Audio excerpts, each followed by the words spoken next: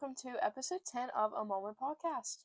Yes, today we're going to be talking about hypocrisy in the church. So we're going to be talking about how it's one of the main reasons that people leave the church and how hypocrisy in the church has led to a lack of trust and it damages the image of God within the church. And yeah, that's pretty much what we're going to be covering today. Yeah, I'll start off with the definition. I'm a big fan of definitions. So, hypocrisy is the act of claiming to believe something but acting in a different manner. So, I say one thing but act a different. Right. Your actions do not match your words. Indubitably. Yes. So I just saw this in my notes. I also have like a little definition for hypocrisy as well, and it's someone who puts on a mask of righteousness to fit in or appear better than they are. So I think I got that definition from the Got Questions. Yeah, and you're on that right now. Yeah. So someone who puts on a mask of righteousness to fit in or appear better than they actually are. Yeah. So yes, okay, how do we want to get into this? We want to talk about like some instances of hypocrisy in the church and what Jesus says, and then we can talk about like church hurt and things like that. Yeah, that sounds pretty good. Okay. One of the main things that I have is the Pharisee problem in the Bible. So this is all going to be found in Matthew 23, and pretty much it's just how the Pharisees at this time were the prime example of hypocrites, and Jesus actually calls them out on this as well. So Matthew 23, 2-3, I'll just go ahead and read this. The scribes and the Pharisees sit on Moses' seat. So do and observe whatever they tell you, but not the works they do, for they preach but do not practice. So it says it pretty straightforward that these Pharisees at this time, they preach, but they do not practice what they preach. And Jesus actually farther down in verse 27 through 28, this is kind of funny. Woe to you, scribes and Pharisees, hypocrites, for you are like whitewashed tombs, which outwardly appear beautiful, but within are full of dead people's bones and all uncleanliness. So you also outwardly appear righteous to others, but within you are full of hypocrisy and lawlessness. So Jesus is calling them whitewashed tombs because of how hypocritical the Pharisees were at this time. So yeah, that's my Pharisee problem in the Bible. Pharisees were hypocrites. So don't be like a Pharisee. Don't be like a Pharisee. Yeah. I was just looking at some more stuff about Pharisees, but I'm pretty sure you covered that pretty well. I mean, it's pretty darn simple. Like it said, they do not practice what they teach. Matthew 23:3. That's the definition of hypocrisy, and I feel like we see that a lot in the church. Even preachers. I feel like people often look up to these people standing on a podium on a stage preaching to a congregation, whether it be online or their home church, and they put them on a pedestal as if they are allowed to do no wrong. And when they do wrong, then they're all like, they throw a fit about it. But then there's also another side where these preachers put on a face and are like, I'm perfect, I'm preaching, I'm a preacher, you know? I feel like I see that a lot in preachers' kids. Really? It's either, I feel like there's a lot of preachers' kids who are like, my dad's a preacher, I do no wrong. Right, yeah, exactly. I think that's a very dangerous mindset because, we're all imperfect people, right? Like, that's another thing, like, I have in my notes over here. We can get into it in a little bit, but, like, the church, it's filled with imperfect people. So, obviously, not everyone is going to be perfect, but we should strive to be more like Jesus. And if we know that we are being hypocritical, we shouldn't be, like, continuing in that situation. You know what I mean? Because, like, of course your pastor's gonna fail. Like, that's what you were just saying. Like, we put them on this pedestal that, they can never do no wrong. And when they do wrong, then it's the end of the world. Yeah. I feel like there's even been times where, like, I've seen people leave churches over something a preacher said or done. Something we've talked about in youth group when we were talking about, like, temptations and stuff. Our youth pastors, like, if you guys saw me drinking at a bar, right? would you, like, be like, oh, that guy's not a Christian at all? And I feel like, well, his whole thing is, like, you gotta be acting how you preach. So, even for all of us. So, if I'm gonna say, hey, don't drink, no one should be able to find me at a bar. Exactly. But also, I don't think we should be judging and being and like, oh, that person's a horrible Christian. Right. And that's what we're going to be talking about next in our next episode, right? Biblical judging. But yeah, so I have a little note like below the Pharisee problem, and it just says all the hypocrisy in church has caused such a lack of trust, and it damages the image of God. So, I mean, with that, not only the hypocrisy in the church, but I think the like not realizing that your pastor or the people in the church are going to do wrong things and are going to make mistakes, but that doesn't mean that you have to leave the church or completely like look down on them because they made a mistake. Like, everyone is going to make a mistake. And I think seeing those pastors make mistakes or seeing these people make mistakes but not realizing that they are an imperfect person has also caused a lack of trust as well. Not saying that like what the pastors, their mistakes are okay, but like just immediately saying, oh, they made a mistake, they're immediately a hypocrite. Right, I don't think that's okay. But also, I think seeing a pastor, because like I said before, we put them on a pedestal, seeing them make a mistake and seeing how they react after that mistake could be honestly an influence. Yes. Because if they don't like own up to their mistake and say that I did this wrong. And it can also be like the reverse. Like, I think what causes a lot of the hypocrisy is if the pastor says, oh, I don't do this. Like, I don't make mistakes. Like, I feel like I've seen videos of pastors who put themselves on that pedestal. Who say, absolutely. I'm too good to do to do X, Y, and Z. But then those are the type of people who become a hypocrite and they do those mistakes. They do those things. Yeah, right. Yeah. And that all just boils down that it has damaged the image of God within the church. And I think a lot of people can look at that and say, if Christians are acting like this, then like what is this religion? Like what is this relationship with God that people are talking about? Yeah, I feel like that goes into two things. There's some people who are like, no, I never want to be a Christian. They have too many strict rules and they do all this and that and the other. And then they're also looking at it as, yeah, but none of them follow the rules. And they're telling everybody else they're going to go to hell, yet they're acting the exact same way. Right. Yes. Another thing is in hypocrisy is selective Christianity. So they pick out the easy parts of the Bible. Right. The ones that are like, what's an easy rule to follow in the Bible? My brain just blanked. I know. Now that okay, an easy rule to follow in the Bible. I feel like I don't like even looking at it as rules and some guidance or whatever. No, it's not really rules. A command that is easy to follow is don't go. Oh, that's a hard one. Well, I feel like for me, like, thou shalt not steal. Yeah, don't steal and don't murder. Don't murder. Exactly. I will preach to you. Do not steal, do not murder. But I myself, I'm going to gossip and I'm going to do all the other things. Yeah. I'm going to lie and cheat judge and people. Judge people. Right. Yeah. Or I mean, even ones like murder is horrible. Do not murder. Absolutely not. But yet, I myself am going to have an abortion. I feel like I see that a lot. That's being hypocritical majorly. Yes, that could be a whole other thing.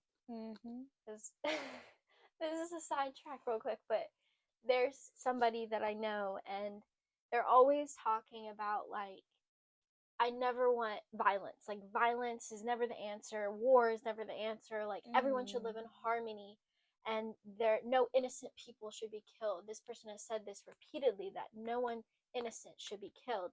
But yet, they're also someone that we have had discussions about abortion, and they support it fully.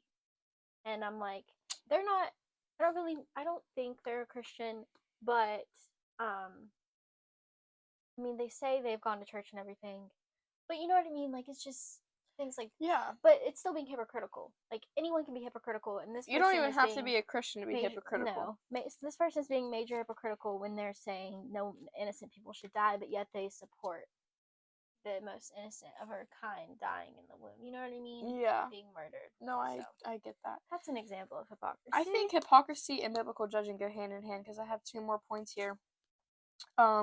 Judgment without grace. So I'm going to call out Carly on her sin, but I'm going to completely ignore mine because I'm that perfect Christian. I feel like that leads directly to Matthew 7:5. I feel like we've talked about this before. You hypocrite, first take the log out of your own eye and then see, and then you will clearly see. Wait a minute, I just read that extremely wrong. You hypocrite, first take the log out of your own eye, and then you will see clearly to take the speck out of your brother's eye.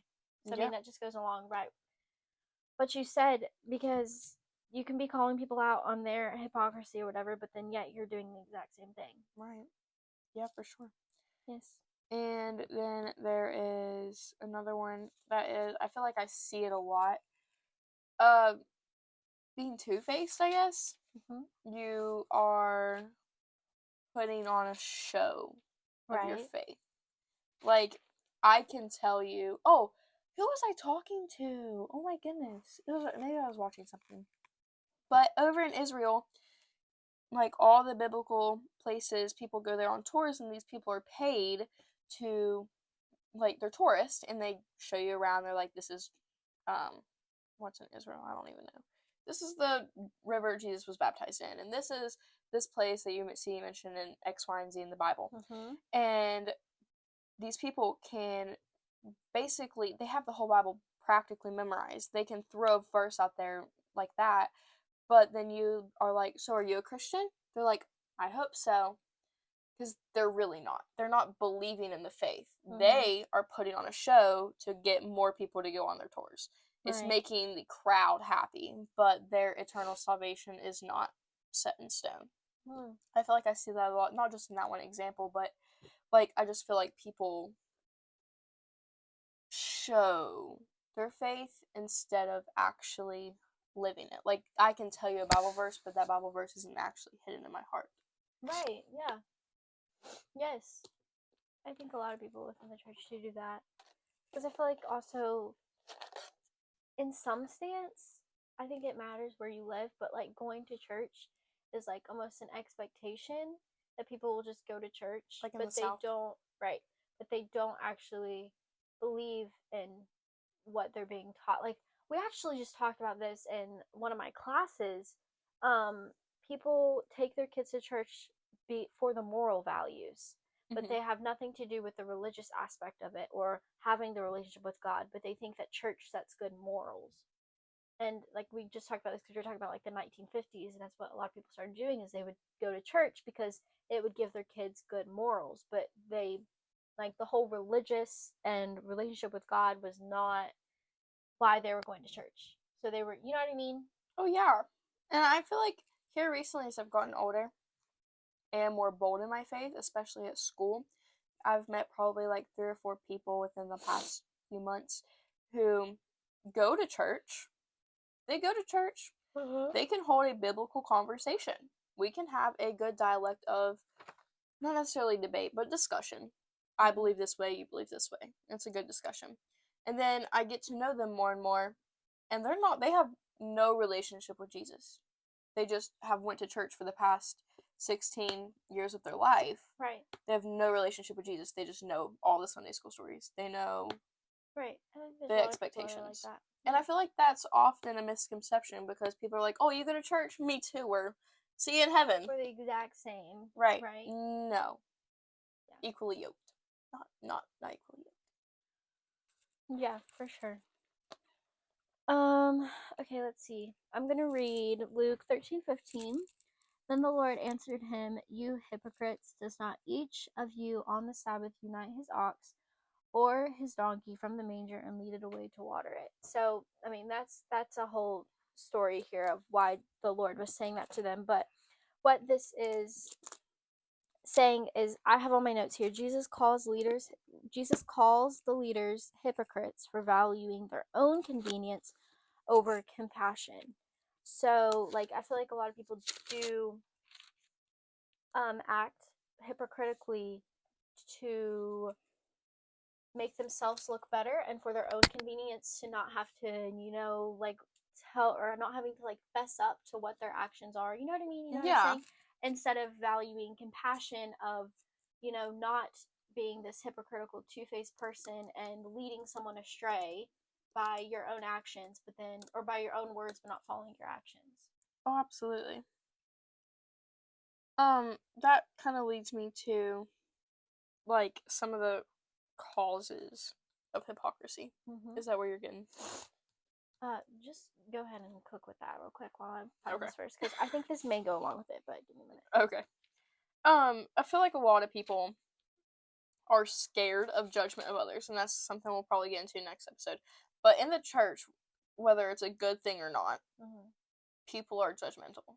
Oh, for sure. I mean, my mom is quite judgmental. Didn't your mom watch this, or like? It's okay. I would tell her she's judgmental.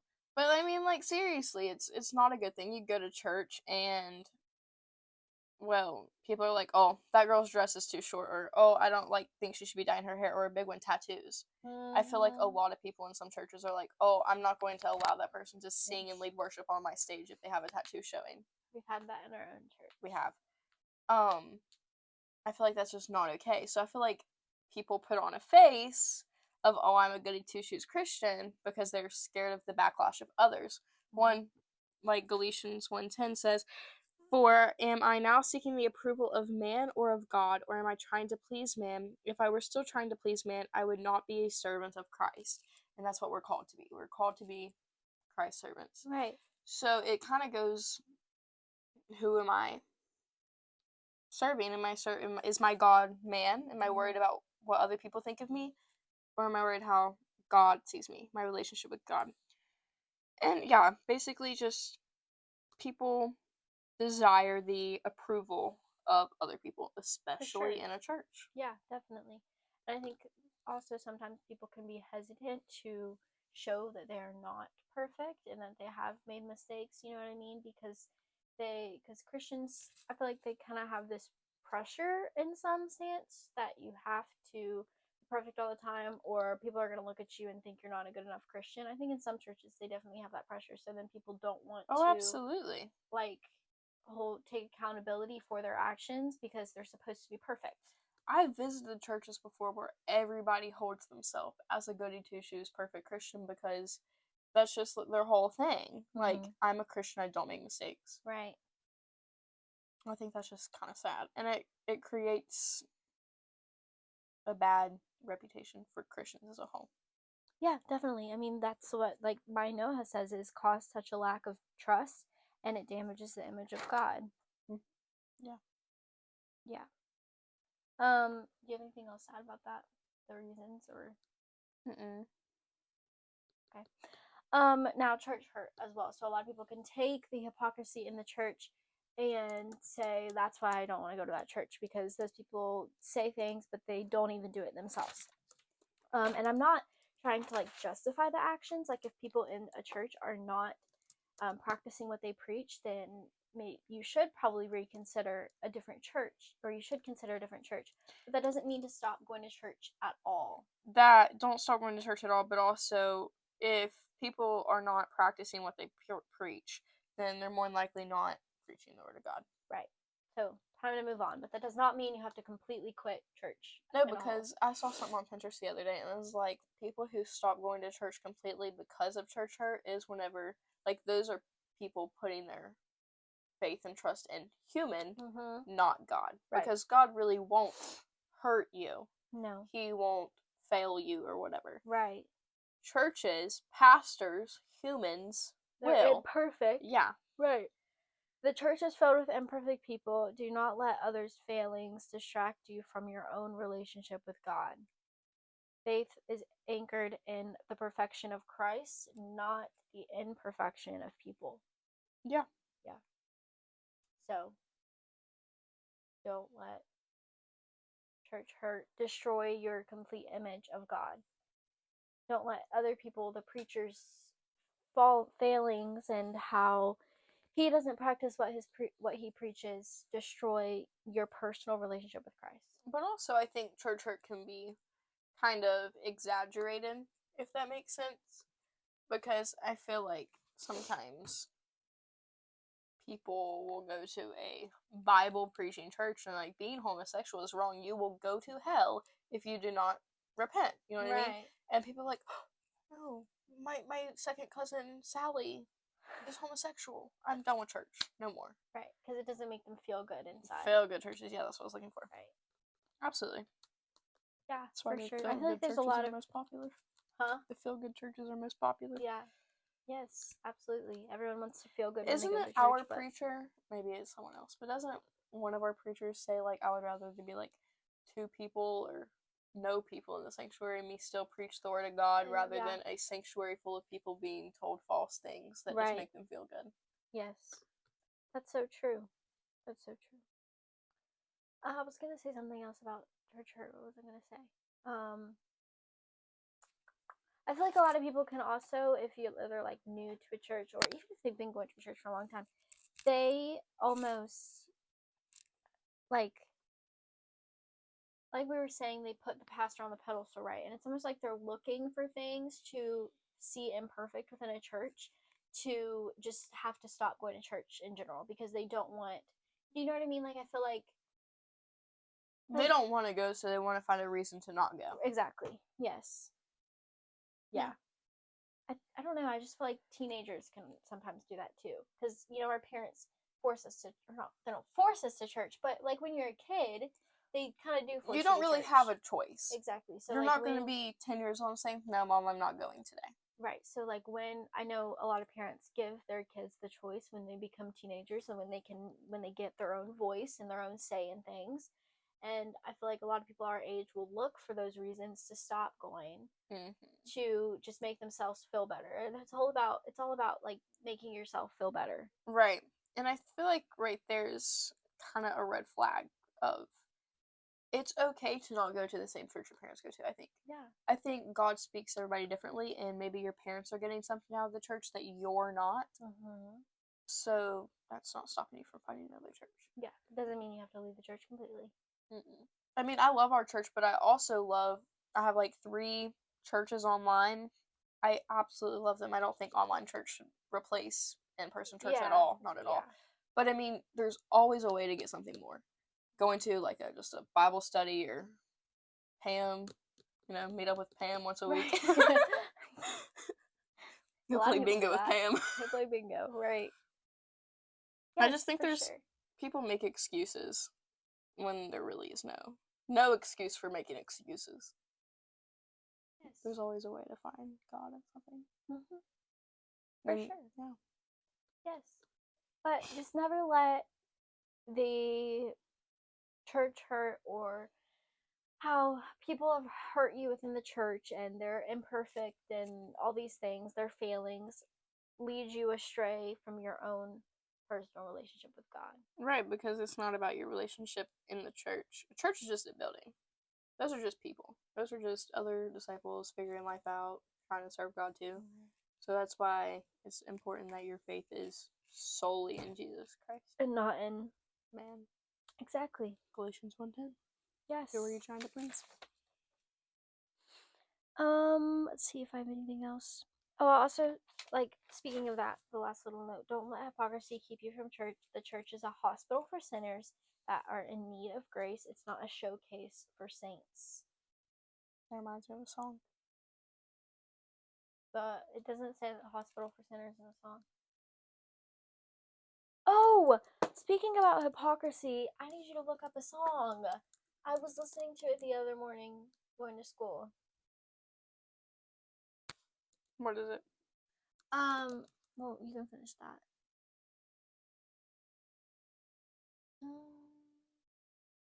Wait, say your line again. Church is a hospital for sinners needing grace, in need of grace, but it's not a showcase for saints. Church should not be a showing off of how perfect Christians are.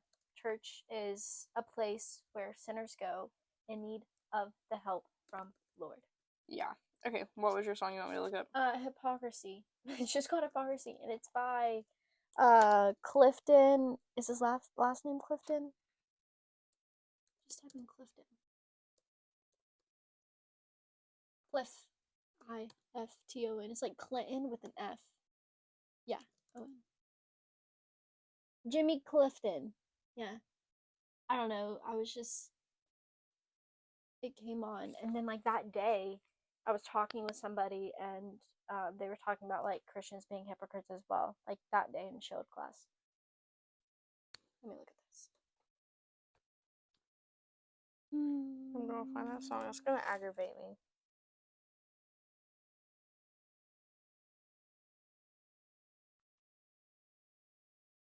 I'm a Christian who's a hypocrite. I tell a story of a man once addicted. He came to God and said, I have been afflicted, and you're the only hope that I have left because tomorrow I just might be dead. I'm a hypocrite. I tried to be a righteous man, but I just quit. I've always been a perfect example, but God won't ever give me more than I can handle. That's not true. It was just a very vibey song. If you need a song about hypocrisy, then there you go. Hypocrite by Jimmy Clifton. I like this guy. He sings a really good song, More. I like his song More. The acoustic version is really good. Yeah. Bloodstains. That's a really good one too. Yeah. But didn't you say the church should look more like a hospital, a safe place for the sick, the sinner, the scarred, and the prodigals? Yes. No, I'd find it. Anywho, I like that song. You should listen. It has a nice vibe to it. Okay. I listened to a really cool song today. Well, what was it? I don't remember. I think it's called like Revelation or something like that. Who was it by? No idea. Oh. I just told Spotify to make an AI playlist of sunshiny Christian songs. Okay. That works. Let's see. Can you find it? Oh, the book of Revelation. Was not that.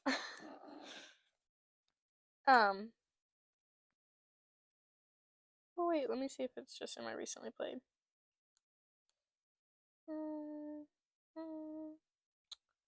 Have you listened to Franny Cash before? No, ma'am. Well, after that Brandon Lake concert, I want to listen to her music. Was Franny something or another there? Yeah. Okay. Well, that's good. Anything else to add about hypocrisy in the church? Yeah, I got really off topic. It's okay. Anywho, so hypocrisy is someone who puts on a mask of righteousness to fit in or appear better than they are. Do not be a hypocrite. Do not be like where it says in Matthew 7:5, get the log out of your own eye before you try to get the speck out of your brother's eye. And so don't call people out on their hypocrisy if you're doing the exact same thing. You know what I mean? Absolutely. And we also talked about like the Pharisees. The Pharisees, they were the prime example of hypocrites. Jesus called them out on it, called them whitewashed tombs. I don't know, I find that kind of funny. A whitewashed tomb. It's like he completely roasted them. He was a funny guy. He is. He is a funny guy. I mean, he's not like having face-to-face conversations unless he's just appearing to you randomly and you haven't told me about that yet. But yeah. No, I'm just kidding. I'm not seeing things. Not yet. His walking on earth days, he was quite the witty guy. Yes, all of his. We need to do a podcast episode on that. Just Jesus' comebacks. Yes, Jesus' roasts. Also have. Podcast. You want to do a fun one? I said that would be a fun podcast. Maybe we should. That would be good for shorts too. I feel like that would. Jesus' roast in the Bible. Okay, Romans 12:9. Last thing that I want to read. I forgot to read this. I must have gone over it. Let love be genuine. Abhor what is evil. Hold fast to what is good. So it was from Got Questions, and that verse just means love without hypocrisy. So love people, show love to people without being a hypocrite to them. Yeah. Okay. So don't let hypocrisy keep you from the church. Church is obviously filled with imperfect people, so they're not all going to be perfect. You have to accept that your pastor is just like you and me, right? And don't let your faith be anchored in the imperfections of people. Let it be anchored in the perfection of Christ. Clock it. All right, that's hypocrisy in the church. Anything else you want to add? I think that's all. Okay. Thank you for taking a moment. Thank you.